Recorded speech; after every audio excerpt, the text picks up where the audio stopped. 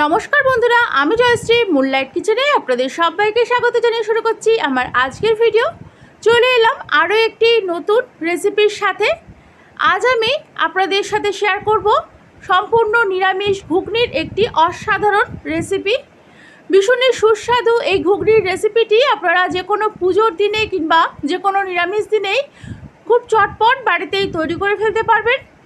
এই রেসিপিটি আপনারা লুচি, পরোটা কিংবা রুটির সাথে পরিবেশন করতে পারেন, ভীষণই ভালো লাগে। প্রতিদিনের মতন আমার আজকের এই রেসিপিটিও ভালো লাগলে একটি লাইক এবং বন্ধুদের সাথে শেয়ার করার অনুরোধ থাকলো। আমার মুনলাইট কিচেন চ্যানেলটি অবশ্যই সাবস্ক্রাইব করে দেবেন, কারণ যখনই আমি কোনো নতুন ভিডিও আপলোড করব সবার আগে সেই ভিডিওটি আপনার কাছে পৌঁছে যাবে। চলুন তাহলে দেরি না করে দেখে নেওয়া যাক আমি কীভাবে ঘুগনি তৈরি করি।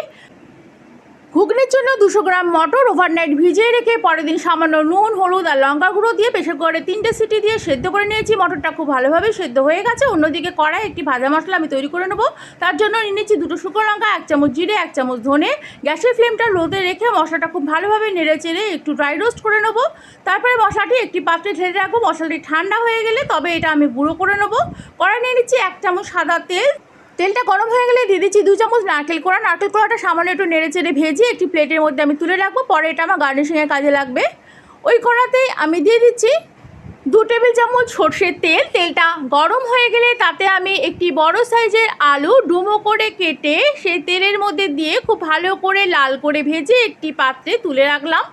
ওই তেলের মধ্যে দিয়ে দিচ্ছি একটি তেজপাতা, একটি শুকনো লঙ্কা, 1 চামচ জিরে। ফোড়নটা খুব ভালোভাবে নেড়ে চেড়ে এতে আমি দিয়ে দিচ্ছি 1 টেবিল চামচ আদা বাটা। আদা বাটাটা ফোড়নের সাথে একটু নেড়ে চেড়ে এর মধ্যে দিয়ে দিচ্ছি 2টো বড় সাইজের টমেটো, 2টো কাঁচা লঙ্কা দিয়ে পেস্ট করে রেখেছিলাম। সেই টমেটোর পেস্টটা এর মধ্যে দিয়ে খুব ভালোভাবে কষিয়ে এর মধ্যে দিয়ে দিচ্ছি 1 চামচ লঙ্কার গুঁড়ো, 1 চামচ হলুদ গুঁড়ো, 1 চামচ ধনের গুঁড়ো, 1 চামচ জিরে গুঁড়ো, সামান্য একটু মটর সেদ্ধ করা জল দিয়ে মশলাটা খুব ভালোভাবে কষিয়ে নিতে হবে। মশলা কষানো হয়ে গেলে এর মধ্যে আমি দিয়ে দিচ্ছি আগে থেকে সেদ্ধ করে রাখা মটর আর ভেজে রাখা আলুগুলো। আলু আর মটরটা খুব ভালোভাবে সেদ্ধ করার জন্য 5 মিনিট মতন ঢাকা দিয়ে রান্না করে নিতে হবে। ঢাকা খুলে 4-5টা কাঁচা লঙ্কা আর সামান্য একটু নুন দিতে হবে, কারণ মটর সেদ্ধ করার সময় আমি নুন ব্যবহার করেছি, তাই নুনটা একটু বুঝিয়ে দিতে হবে।